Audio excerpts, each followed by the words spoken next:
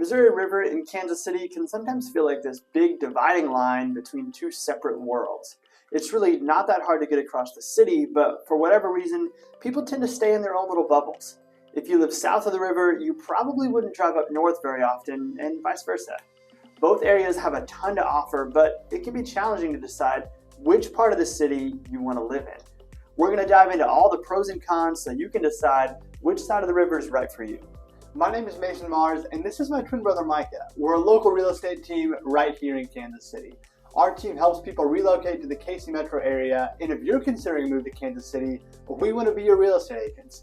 If you're ready to start planning your move or you have questions, you can book a quick call with us using the link down in the description, or shoot us an email. Again, all of our contact info is right down below. Kansas City sits on the state line between Missouri and Kansas, but you won't really hear this question on the Kansas side of Kansas City.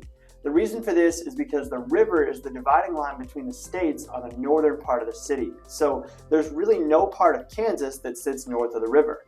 That being said, this is really a question you'll hear on the Missouri side. Still, the KC area on the Kansas side is south of the river, so we'll talk about it too. We grew up on the north side of Kansas City, so let's start there.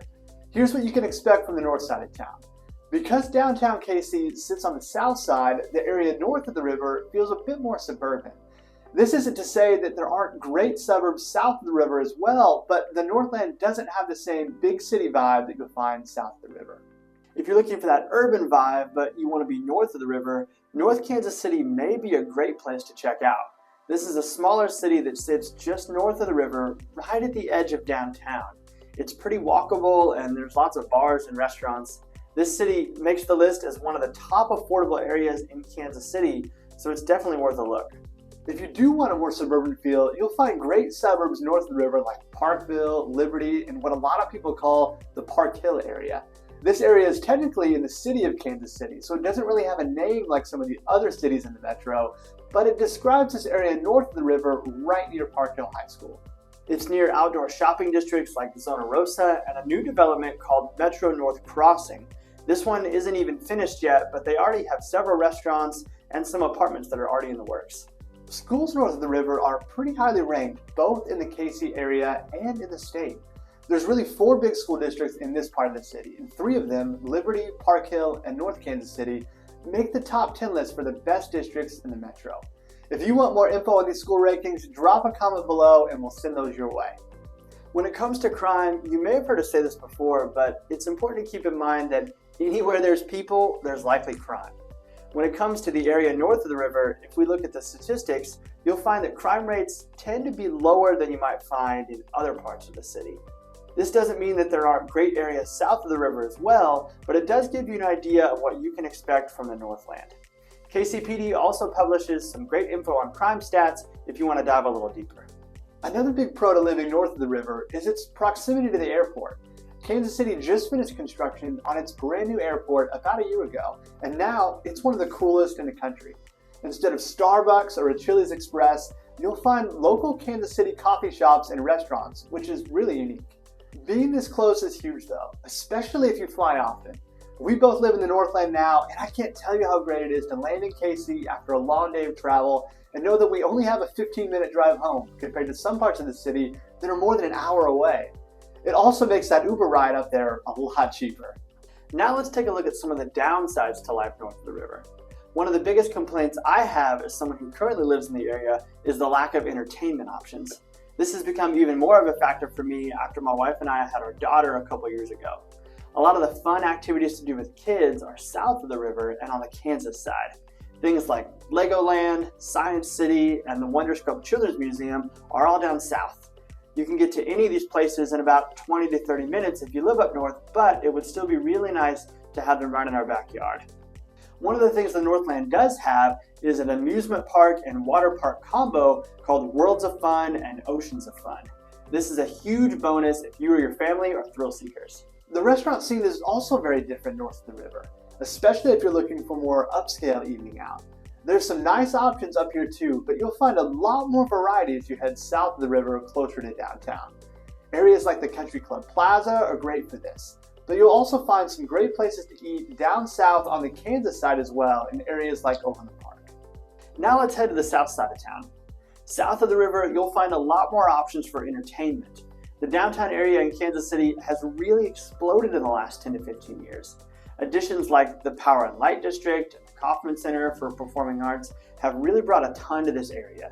They also just finished construction earlier this year on Current Park Stadium, which is where the women's pro soccer team in Kansas City plays. This is in an area called the Berkeley Riverfront, which has really been growing lately. You can also catch a Royals game or a Chiefs game south of the river as well. For now, both of those stadiums are right next to each other near Raytown, but there's been talk of moving the baseball stadium to the downtown area. If you're going to see an artist or a concert, you'll probably end up south of the river. Nearly all of the concert venues or theaters are down south. Another plus to life south of the river is how walkable it is in some areas. The north side of the city is very spread out and there really isn't much in the way of public transportation or walkability. On the south side, you can walk through a good portion of downtown fairly easily. And if you don't feel like walking, you can always use the KC streetcar to get around.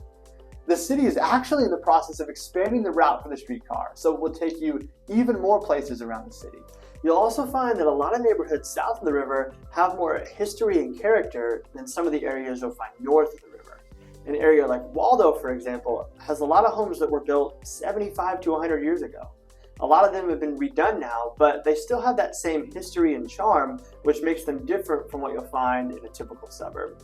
These areas can feel a lot more urban than other parts of the metro, but that may be exactly what you're looking for. If so, south of the river likely has some great options for you. There are also plenty of suburban areas down south as well, though.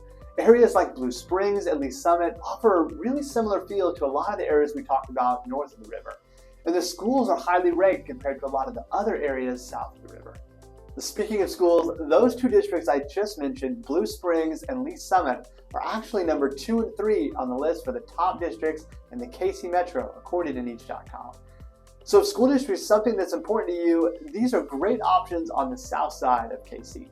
We haven't talked much about the Kansas side yet, mainly because all of the Kansas side of the metro is south of the river. So if you know you want to live on the Kansas side, this really isn't a question you'll need to answer. You'll always be south of the river. But how does the Kansas side compare to being south of the river on the Missouri side? There are a lot of differences between the two states, but in general, the Kansas side tends to be a little bit more upscale in certain pockets. In areas like Overland Park, Olathe, and Leawood, your money doesn't go quite as far, but you'll find some nice amenities here too. The schools here are very highly rated. The Blue Valley District, which is the primary district in this area, is the #1 rated district not just in the KC Metro, but in the entire state of Kansas, according to Niche.com. If school district is high on your list, you'll want to make sure you don't miss this part of town. One of the big factors you're probably considering is cost, and you'll find a wide variety of options both north and south of the river. A lot of this stuff gets really area and neighborhood specific, but generally speaking, on the Missouri side, your money will go farther south of the river than it will north of the river.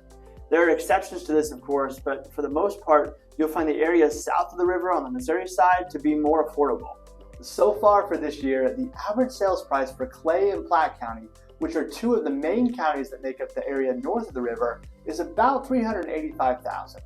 The average sales price for Jackson County south of the river is just over $300,000 so far this year. The Kansas side, by and large, tends to be a little pricier. The average sales price so far in 2024 for the 3 counties that make up the Kansas side of the metro is almost $470,000. Like we said though, a lot of this is super area specific, and we can help you narrow that search and find areas that may be right for you based on what you're hoping to spend. All in all, there's some great places to live on both sides of the river, but it can still be a lot to sort through, especially if you're new to the area. We've spent our entire lives here in KC, and we'd love to help you find an area that's right for you. If you're ready to take the next step in your home search, click the link in the description or shoot us an email. We can't wait to meet you.